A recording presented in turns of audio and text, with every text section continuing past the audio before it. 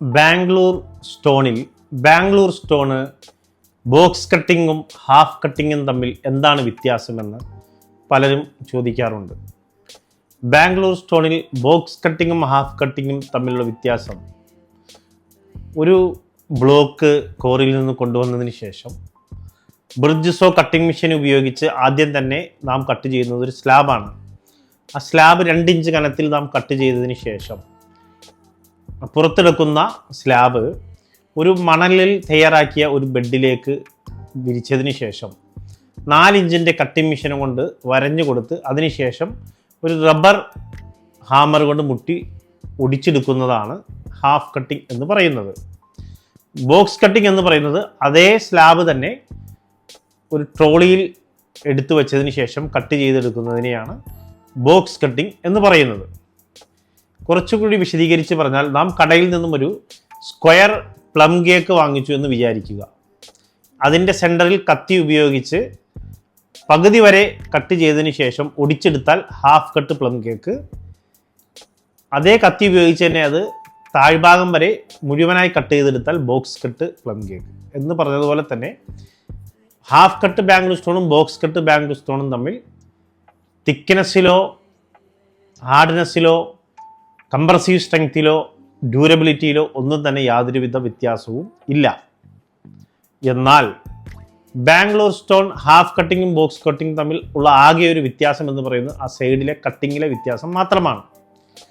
എന്നാൽ സ്പേസ് ഇട്ട് നമ്മൾ വിരിക്കുന്ന വർക്കുകൾക്ക്, 2 ഇഞ്ച് സ്പേസ് എല്ലാം ഇട്ട് നാം വിരിക്കുന്ന വർക്കുകൾക്ക് ഏറ്റവും അത്യുത്തമമായത് ഹാഫ് കട്ടിംഗ് ആണ്. കാരണം ഹാഫ് കട്ടിങ്ങിന് ബോക്സ് കട്ടിങ്ങിനെ അപേക്ഷിച്ച് ഒരു സ്ക്വയർ ഫീറ്റിൽ 10 രൂപയുടെ അടുത്ത് കുറവുണ്ട്. എന്നാൽ തിക്നെസ്സിലോ ഹാർഡ്നെസ്സിലോ ഡെൻസിറ്റിയിലോ ഡ്യൂറബിലിറ്റിയിലോ കംപ്രസീവ് സ്ട്രെങ്ത്തിലോ ലോഡ് ബെയറിംഗ് കപ്പാസിറ്റിയിലോ അത്തരത്തിലുള്ള ഒരു മെറിറ്റിലും യാതൊരുവിധ വ്യത്യാസങ്ങളും ഇവ തമ്മിൽ ഇല്ല. അതുകൊണ്ട് തന്നെ 10 രൂപയുടെ വ്യത്യാസം വളരെ വലിയ വ്യത്യാസമാണെന്ന് മാത്രമല്ല, സ്പേസ് ഇട്ട് വിരിക്കുന്ന വർക്കുകളിൽ ഒരിക്കലും നമുക്ക് ബോക്സ് കട്ടിംഗ് ഉപയോഗിക്കാൻ പാടില്ല. അതിൻ്റെ കാരണം, സ്പേസ് ഇട്ട് വിരിക്കുന്ന വർക്കുകളിൽ നാം ആ സ്പേസിങ്ങിൽ കോൺക്രീറ്റ് ചെയ്താണ് ജോയിൻറ്റ് ഫില്ലറായിട്ട് ഉപയോഗിക്കുന്നത്. ഒരിക്കലും ബോക്സ് കട്ടിങ്ങിൻ്റെ സൈഡ് 100% ഷാർപ്പായി പോളിഷ് ആയിട്ടാണ് ഇരിക്കുക. അത്തരത്തിൽ സ്മൂത്തായ ഒരു സർഫേസിൽ ഒരിക്കലും കോൺക്രീറ്റ് പിടിച്ചിരിക്കുകയില്ല. എന്നാൽ ഹാഫ് കട്ടിങ്ങിൻ്റെ 1 ഇഞ്ച് ബ്ലേഡ് ഇറക്കി കട്ട് ചെയ്തതിന് ശേഷം ഒടിച്ചെടുക്കുന്നതായതുകൊണ്ട് 1 ഇഞ്ച് ഷാർപ്പ് കട്ടിങ് മുകൾ ഭാഗത്തു നിന്ന് കഴിഞ്ഞതിന് ശേഷമുള്ള ബാലൻസ് ഭാഗം റഫായിട്ടാണ് ഇരിക്കുക. അതുകൊണ്ട് തന്നെ സ്പേസിങ്ങിൽ കോൺക്രീറ്റ് ചെയ്യുമ്പോൾ കൃത്യമായി ആ കോൺക്രീറ്റുമായി ഈ കല്ല് ബോണ്ടാവുക ചെയ്യും. അതുകൊണ്ട് തന്നെ വാഹനം കയറുന്ന സമയത്ത് കൃത്യമായി കല്ല് ലൂസാവുകയോ അങ്ങനെ യാതൊരു പ്രശ്നമോ ഇളക്കം സംഭവിക്കുകയോ കാര്യങ്ങളോ ഒന്നും തന്നെ ചെയ്യുകയില്ല. അപ്പോൾ അതുകൊണ്ട് സ്പേസിങ് ഇട്ട് വിരിക്കുന്ന വർക്കുകൾക്ക് ഏറ്റവും ഉത്തമമായത് ഹാഫ് കട്ടിംഗ് ആണ്.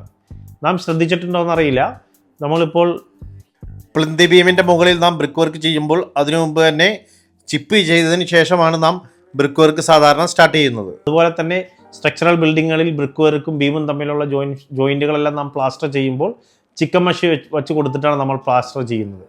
എന്നാൽ അവിടെയൊന്നും വളരെ വലിയ അടിസ്ഥാനത്തിലുള്ള ലോഡൊന്നും വരുന്നതല്ല. എന്നാൽ നേരെ മറിച്ച് നമ്മുടെ ഡ്രൈവേ ഏരിയകളിൽ ബാംഗ്ലൂർ സ്റ്റോൺ എല്ലാം 40 ടൺ 50 ടൺ 60 ടണ്ണിൻ്റെ വാഹനം കയറേണ്ട സർഫേസുകളാണ്.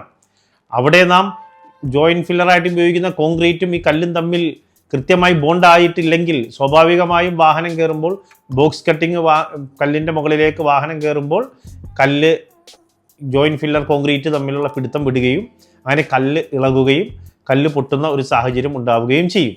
അതുകൊണ്ട് സ്പേസിംഗ് ഇട്ട് വിരിക്കുന്ന വർക്കുകൾക്ക് ഏറ്റവും ഉത്തമമായത് ഹാഫ് കട്ടിംഗ് കല്ലുകളാണ്. ബോക്സ് കട്ടിംഗ് കല്ലിന് ഹാഫ് കട്ടിങ്ങിനേക്കാളും 10 രൂപ വിലയും കൂടുതലാണ്. പക്ഷേ നമുക്ക് ടെക്നിക്കലി സ്പേസ് ഇട്ട് വിരിക്കുന്ന വർക്കുകൾക്ക് ഹാഫ് കട്ടിംഗ് കല്ലുകളാണ് ഏറ്റവും ഉത്തമമായത്.